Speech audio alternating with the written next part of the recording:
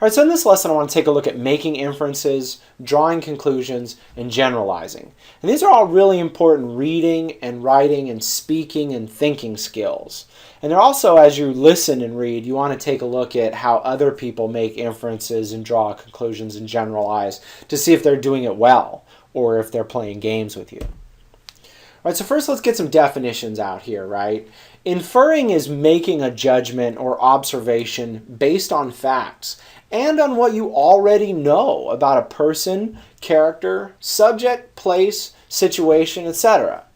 Right? It helps if you know a lot of things, and the more you know, the better you'll be able to infer, right? Because, if you've never seen the behavior of a horse before and, you see a horse doing something, it's probably not going to mean that much. But if you've been around horses a lot, you know a lot about horses, and a horse is making a certain movement, you can infer that that horse doesn't feel well, or that horse is angry, or that horse is friendly. And so the more you know about horses, the better you're going to be able to infer what that horse is thinking.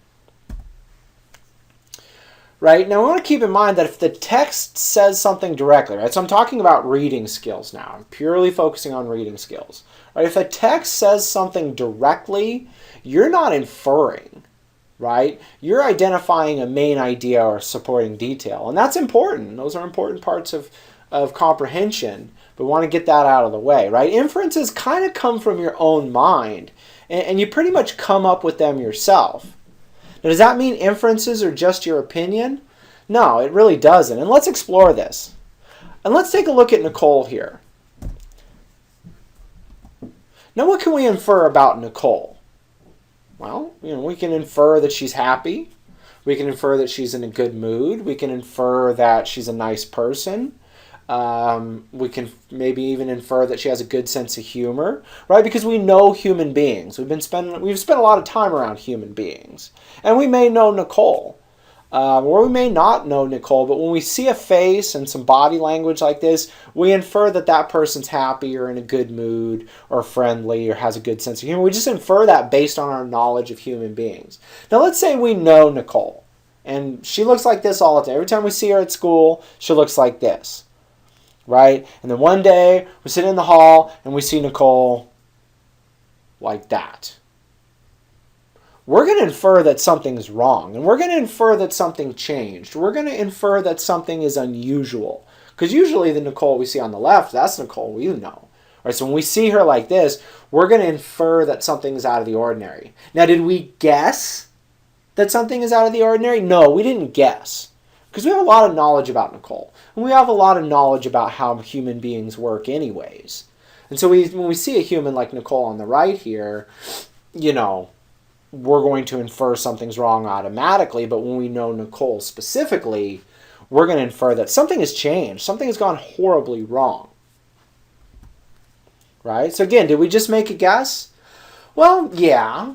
We don't have all the facts here. We don't know everything about Nicole. In fact, we make inferences about human beings all the time. We make inferences about our parents. We make inferences about our husbands and wives. We make inferences about our best friends because we never have all the facts about anyone.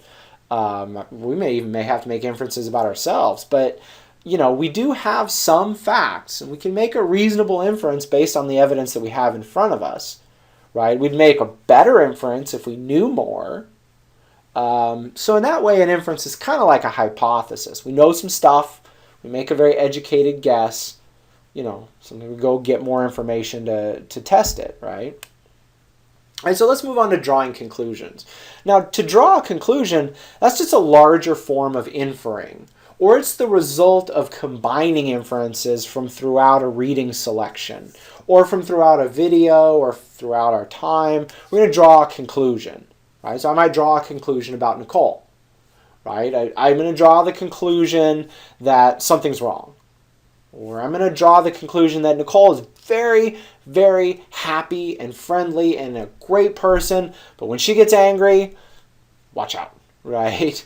And so we kind of make this chain of text-to-text inferences, and we kind of combine it with text-to-world connection, if you've ever heard those terms before in like middle school reading. Right? Right? Generalizations is kind of related to drawing conclusions, right? Making a generalization, though, kind of involves looking for repeated inferences and or facts from a selection. Excuse me. Right? So an inference is like, I'm sorry, a conclusion, right? Drawing a conclusion is like a big, giant inference. Making a generalization is like a pattern of inferences or a pattern of facts, right? And so over time, those kind of add up. So, making generalizations, drawing conclusions, kind of the same thing. I don't think I'd ever test you on the difference. I don't know that I would want to be tested on the difference, but they're related here. And so again, you chain together those text-to-text and text-to-self connections and text-to-world connections as well. Now, a great way to do this is to use the plus column and the L column in your KWL plus chart. And at this point, you've probably seen those demos, or if you haven't, you should take a look at those. And that'll give you a way to see how you could use something like a KWL plus chart to make those generalizations and to draw those conclusions. Right? And so, like inferences, though, you must make sure you've got some facts from the text or the situation in front of you or whatever, wherever you're getting those facts from, or evidence, right? We've been using that term evidence. You must make sure you have some evidence to support your conclusions and generalizations, because if you're not, you're just making stuff up and you're BSing, right? So make sure the conclusion is supported by the facts and that it comes from the facts, right? Or if you don't have enough facts, this can lead to overgeneralizing, which is one of the worst logical mistakes a human can make. I mean, you'll hear people do that, right? Well, I have 3 friends that belong to that group, and so I know everything about that group. That doesn't make any sense. That's an overgeneralization, right? And so that's it. Thanks for watching.